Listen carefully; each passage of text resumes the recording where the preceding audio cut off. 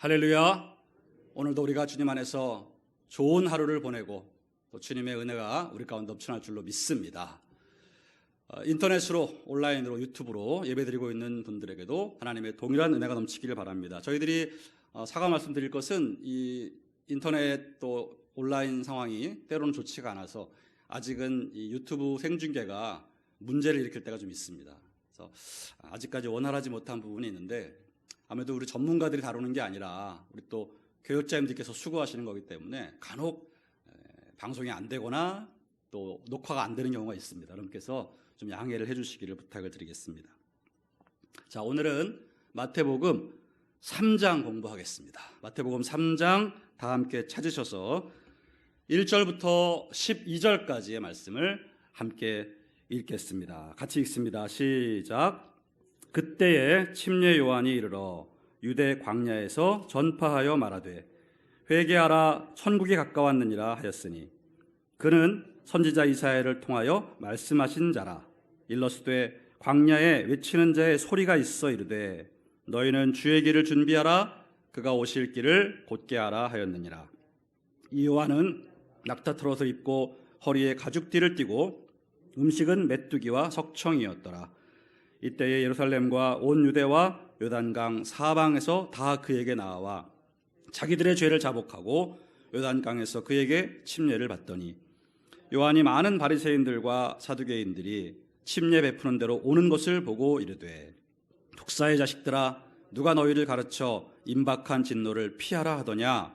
그러므로 회개에 합당한 열매를 맺고 속으로 아브라함이 우리 조상이라고 생각하지 말라.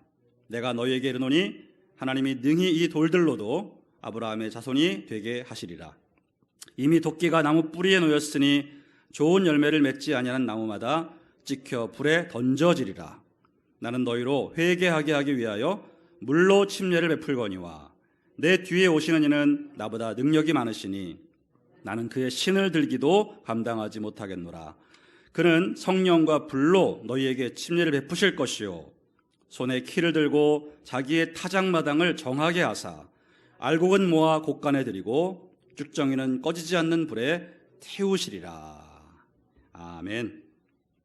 자, 여러분 오늘은 우리가 마태복음 3장을 이제 공부하는데요.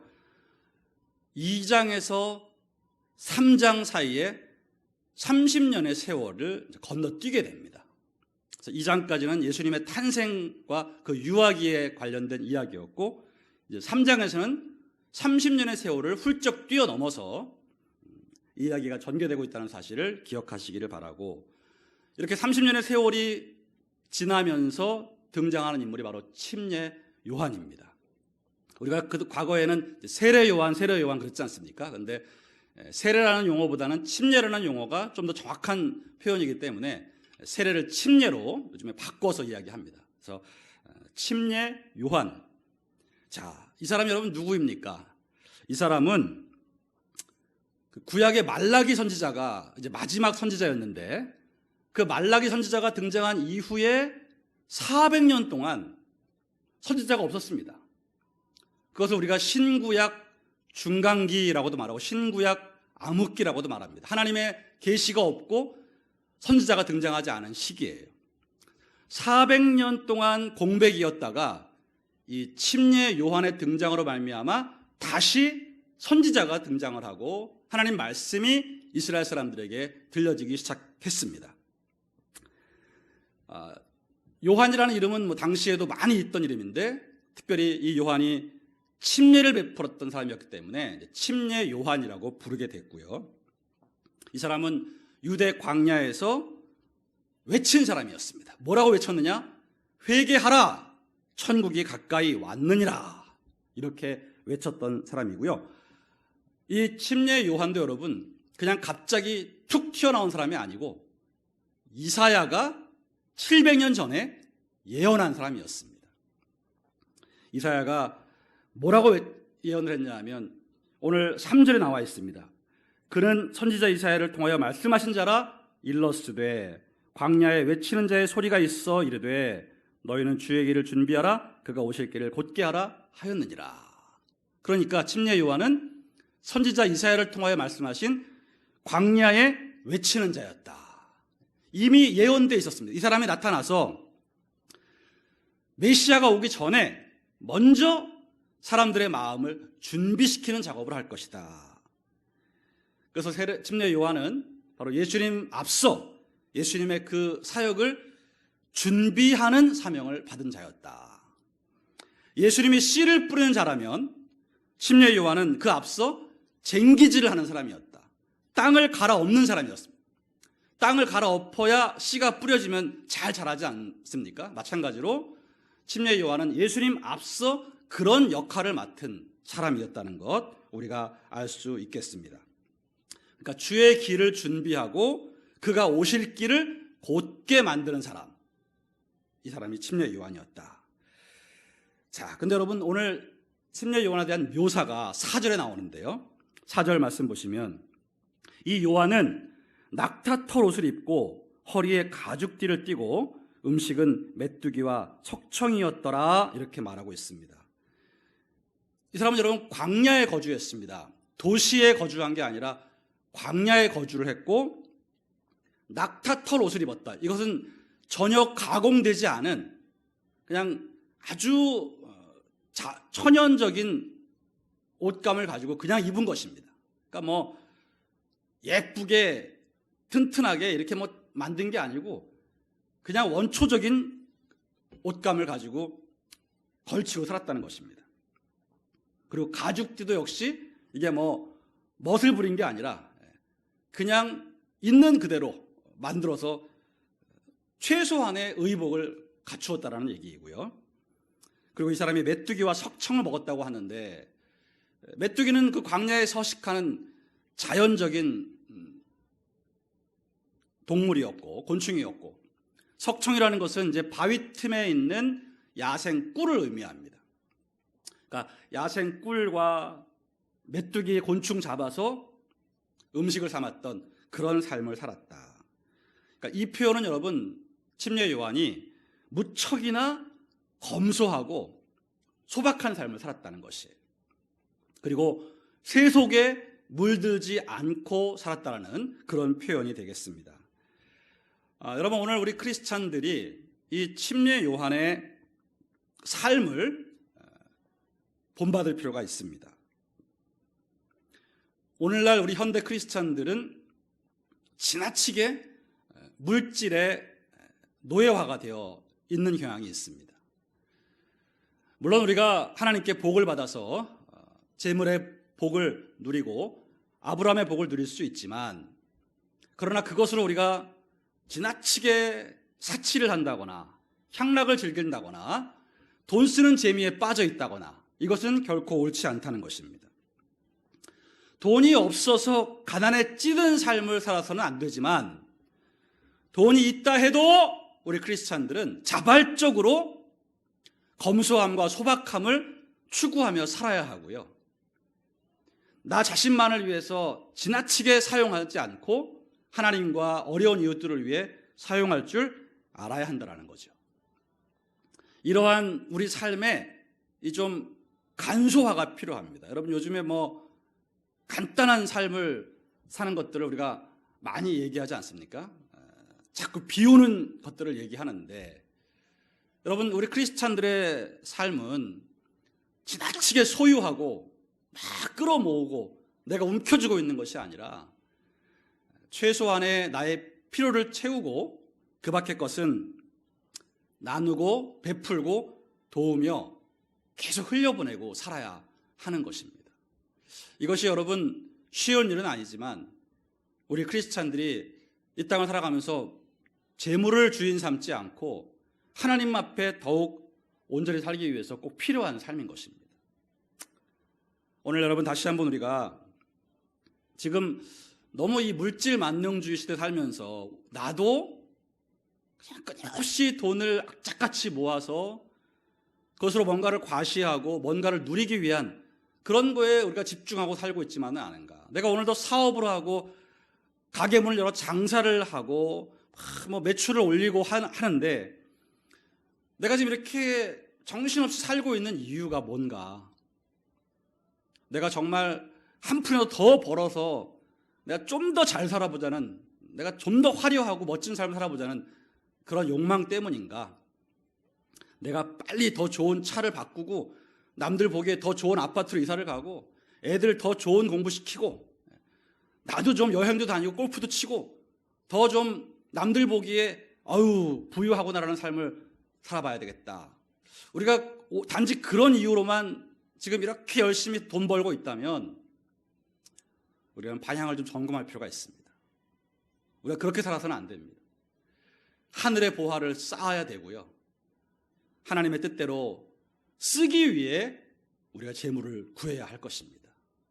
이렇게 여러분 우리의 마인드를 바꿔나가면서 주님 오실 날이 얼마 남지 않은 이때에 계속해서 우리의 삶을 줄여나가는 것이 지혜로운 것입니다. 주님 앞에 가는 날 우리가 최대한 많이 비우고 더 많이 돕고 베풀고 주님 앞에 가야지 죽는 순간까지 악착같이 끌어모아 그녀로 좀 허무한 인생인 것입니다. 한 푼도 가져갈 수 없는 그 돈을 우리가 악착같이 나를 위해 모으고 살아간다. 그러다 어느 날 순간 훅 가버리고 주님 앞에 선다. 이건 굉장히 불행한 인생인 것입니다. 여러분 다시 한번 이 침례 요한의 검소한 삶을 우리가 본받을 필요가 있겠고요.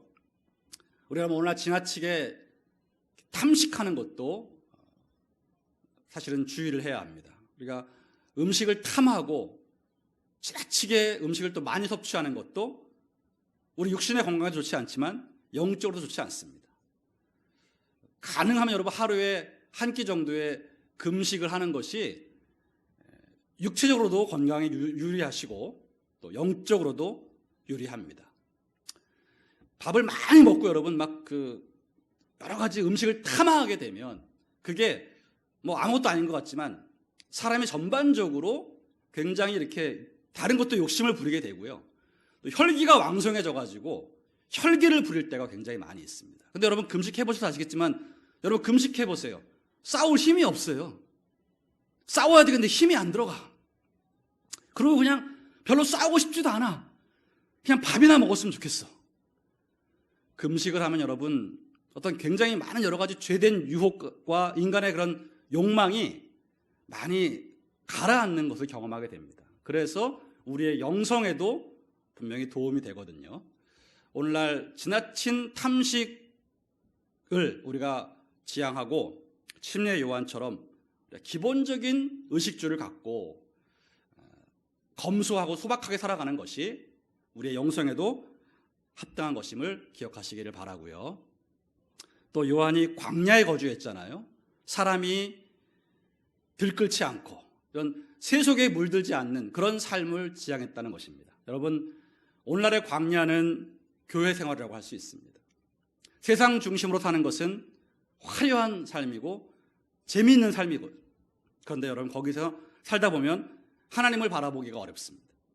교회 생활을 중심으로 해서 어찌됐든 예배드리고 어찌됐든 기도드리고 어찌됐든 하나님 말씀을 보고 접하면서 주님 안에 거하려는 노력, 이것이 보이지 않는 광야의 삶인 줄로 믿습니다. 교회를 자꾸 멀리하면서 세상의 화려함과 즐거움을 자꾸만 추구하게 되는 것은 우리가 세속에 물들 위험이 다분하다. 그러므로 여러분 우리가 세상에 거하지만 세상에 오염돼서는 안 되는 것이고 그러기 위해 영적 광야라고 할 수 있는 교회 생활에 더욱 충실한 여러분 되시기를 예수님의 이름으로 축원합니다. 여러분 조영기 목사님 86세를 사시고 천국 가셨습니다. 더 오래 사시기를 개인적으로 바랬습니다만 하나님이 정하신 인간의 수명은 그 누구도 바꿀 수가 없습니다. 저와 여러분들이 과연 앞으로 몇 년을 더 이 땅에서 살겠습니까, 여러분? 제가 나이가 젊다고 해서 여러분보다 더 오래 살 보장이 있겠습니까?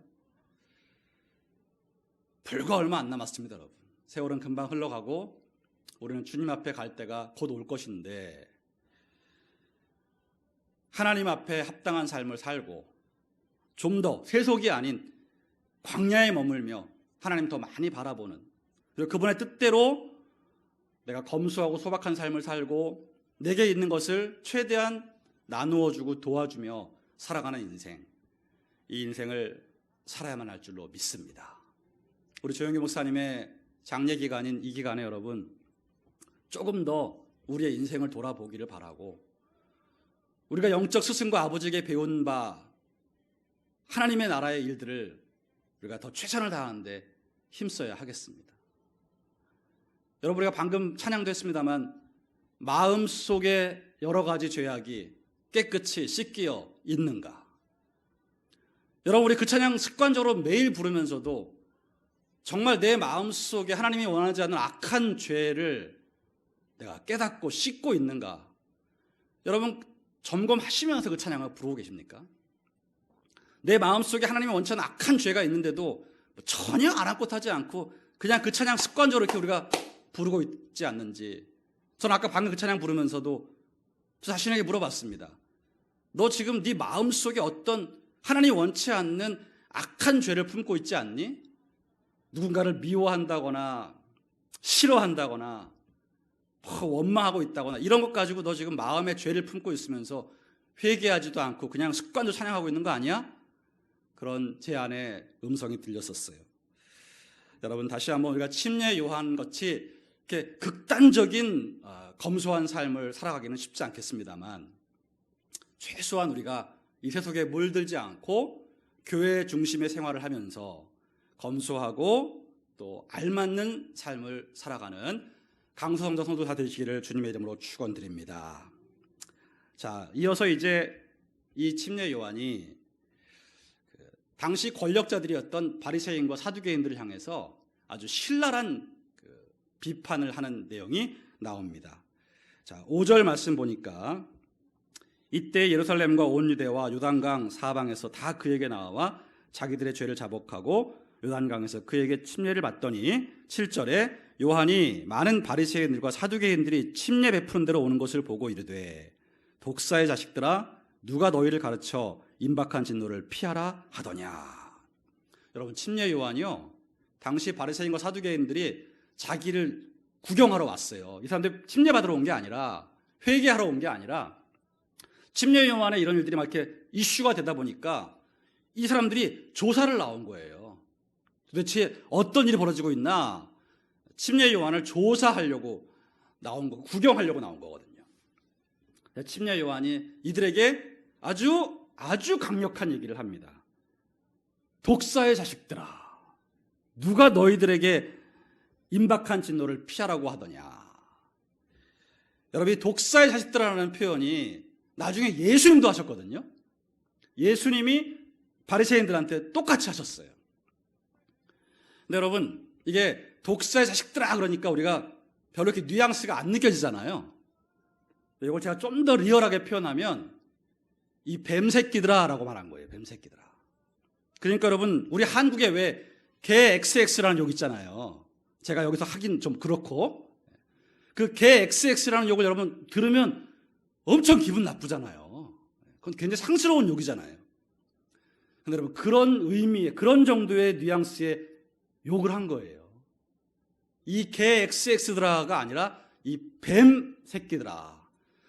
여러분, 더더욱이나 이 뱀 새끼들이라고 하는 말은 그 유대인들에게는 더 심한 욕인 게, 여기서 말하는 뱀은 아담과 하와를 유혹한 그 뱀을 얘기하는 거예요. 그러니까 더 바꿔 말하면 이 마귀 새끼들아라고 말한 거예요. 이건 여러분 굉장한 욕이고요. 당시 권력자들한테 이런 말을 했다가는 절대로 용서받을 수 없는 말인 거죠. 그런데 여러분, 이 침례 요한이 담대하게 이런 말을 외쳤고요. 예수님께서도 이들에게 그런 말을 했죠. 그만큼 이 바리새인과 사두개인들은 당시에 권력을 잡고 있었지만 하나님께 철저히 버림받고 하나님의 뜻을 완전히 거스르고 있던 그런 마귀의 새끼들이었다. 겉모습은 아주 경건한 사람들이었지만 그들의 실상은 마귀 자식이었다. 이렇게 성경은 얘기하고 있고요. 오늘 침례 요한이 그들에게 이렇게 외칩니다. 너희들 회개에 합당한 열매를 맺어라. 8절에 보니까 그러므로 회개에 합당한 열매를 맺고, 9절에 속으로 아브라함이 우리 조상이라고 생각하지 말라. 내가 너희에게 이르노니 하나님이 능히 이 돌들로도 아브라함의 자손이 되게 하시리라. 그러니까 이 사람들은 우리는 아브라함의 자손이야. 육적으로 아브라함의 후손이기 때문에 우리는 구원받았고 우리는 복받았어. 이렇게 이제 영적인 자만에 빠져 있었어요. 그리고는 아무것도 하나님 뜻대로 살지 않았어요. 오히려 하나님이 원치 않는 죄악을 은밀히 즐겼어요. 위선과 가식에 쩌든 사람들이었어요. 그래서 침례 요한은 이들에게 너희들 회개에 합당한 열매를 맺어라 라고 촉구를 한 것입니다. 여러분, 이 사람들도 회개는 했어요. 늘 회개하는 척 했어요. 오 주여 저의 죄를 용서하십시오라고 거룩하게 기도를 했어요. 남들 듣는 데서. 그런데 침례 요한은 너희들 그런 회개 말고 회개에 합당한 열매를 맺으라고 얘기합니다. 여러분, 오늘날 우리도 진정한 회개를 해야 하는 것이, 회개는요 여러분 합당한 열매가 맺어져야 되는 것입니다. 회개합니다라는 고백만으로는 완벽한 회개가 아니고요, 실제 그 사람의 삶이 달라지고 새로워져야 회개가 완성된 것이에요. 그래서 여러분, 우리가 나의 회개를 들여다봐야 합니다. 내가 정말 하나님께 죄를 깨닫고 회개했다면 나의 삶과 습관을 바꾸고 고치려는 부단한 노력이 있어야 한다. 결단이 있어야 한다. 여러분, 우리가 회개에 열심이 없습니다. 돈 버는 데는 우리가 엄청 열심히 있죠. 돈 버는 데는 그냥 뭐 잠도 안 자고 돈을 벌고요. 또 싸워야 한다. 그러면 그냥 뭐 아주 열심히 싸웁니다. 막 만세 제쳐두고 싸웁니다. 그런데 회개를 하는 데는 열심이 없어요. 회개, 그냥 잠깐 하는 신용하다가 그냥 안 해, 그냥. 또 잊어버려. 회개에 합당한 열매를 맺기 위한 그 부단한 노력과 결단은 안 해. 그냥 적당히 예배 때 또 회개하는 척하고 자기 위안 삼고 또 가. 그리고 가서 똑같이 살아. 회개는 우리가 너무나 여러분 열심을 안 내고 있다는 거예요. 하나님 아시죠? 제가 너무 약하잖아요. 제 육신이 너무 약해서 어쩔 수가 없어요. 이렇게 계속 합리화를 하면서 전혀 노력하지 않고 있는 저와 여러분들의 모습이 있다. 성경은 여러분 죄와 피 흘리기까지 싸우라고 했어요. 그만큼 사생결단을 하고 죄와 싸워야 되는데 우리가 죄하고 별로 안 싸워요. 그냥 적당히 회개하는 척하고 여전히 죄를 즐기고 있다는 거죠. 오늘 그런 저와 여러분들에게 침례 요한이 아마 똑같이 말하지 않겠습니까, 여러분? 당신들 회개하는 척만 하지 말고 회개에 합당한 열매를 맺으십시오. 정말 회개했다면 그 죄와 다른 삶을 살기 위한 노력. 물론 또 실수할 수 있고 또 반복할 수 있지만 끊임없이 다시 결단하고 다시 노력하고, 그래서 조금씩이라도 계속 나의 잘못된 삶을 바꿔나가는 이런 시도와 노력이 있어야 그것이 회개에 합당한 열매를 맺는 것이다. 그리고 여러분 10절에 보니까 이미 도끼가 나무 뿌리에 놓였으니 좋은 열매를 맺지 아니하는 나무마다 찍혀 불에 던져지리라 하셨습니다. 이제 심판이 임박했다는 것입니다. 도끼가 나무 뿌리에 놓였다는 것은 심판이 임박했으니까 더 이상 미루지 말고 빨리 회개하라는 것이고요. 만약 끝까지 좋은 열매를 맺지 아니한다면 그 나무는 찍히고 불에 던져질 것이다. 오늘 이 새벽에 여러분 끝으로 저와 여러분들이 하나님 앞에 크리스찬으로서 좋은 열매를 맺어야 한다는 사실을 마음에 다시 한번 굳게 결단하고 돌아가시기를 주님의 이름으로 축원합니다. 여러분, 좋은 열매를 맺는다는 게 무슨 말일까요? 열매는 여러분 다른 게 아니라 삶이에요, 삶. 그래서 하나님이 너희들 좋은 열매를 맺어야 한다는 말씀은 너희들 삶에 있어서 선을 행해야 한다는 거예요. 그러니까 그냥 막연하게 열매, 좋은 열매 이러시면 안 되고 내 삶에서 주님 원하시는 선한 것들이 나타나야 한다는 거예요. 그게 좋은 열매를 맺는 거예요. 오늘 여러분, 우리가 하나님이 원하시는 삶을 살고 있는가? 그렇다면 우리는 좋은 열매를 지금 맺고 있는 것이에요. 근데 내가 하나님이 원하시지 않는 삶, 마귀가 원하는 삶, 마귀가 시키는 대로 사는 삶을 살고 있다면 우리는 지금 나쁜 열매를 계속 맺고 있는 것입니다. 마귀가 원하고 마귀가 시키는 여러 가지 나쁜 열매들이 굉장히 많이 있습니다만은 우리가 아주 대표적인 것들을 몇 가지 꼽는다면 우리가 끊임없이 미움을 품고 사는 것, 그리고 계속 거짓말을 하는 것, 그리고 뭔가를 계속 우리가 누군가를 괴롭히는 것, 이런 행위들은 분명히 하나님이 원치 않는 삶이고 마귀가 시키는 나쁜 열매들인데 우리가 이런 삶을 바꿀 생각을 하지 않고 그냥 살아간다는 것은 지금 나쁜 열매를 계속 맺겠다는 것이에요. 이것은 결국은 찍혀서 불에 던져지는 그런 인생이 될 수밖에 없다. 오늘 이 침례 요한의 메시지가 여러분 굉장히 강력하기 때문에 저 여러분들에게 사실 거부감이 생길 수 있습니다. 거부감이. 회개하라고 그러고 나쁜 열매 맺지 말라고 하니까 이 새벽에 불편할 수 있습니다. 근데 여러분, 불편하다고 할지라도 이 진실 앞에 우리가 내 삶을 직시를 해야 됩니다. 우리가 그냥 이렇게 마냥 맨날 좋은 소리만 듣고 그냥 할렐루야 하고 갈 수는 없습니다. 정말 나는 회개하고 있는가? 나는 정말 회개에 합당한 열매를 맺고 있는가?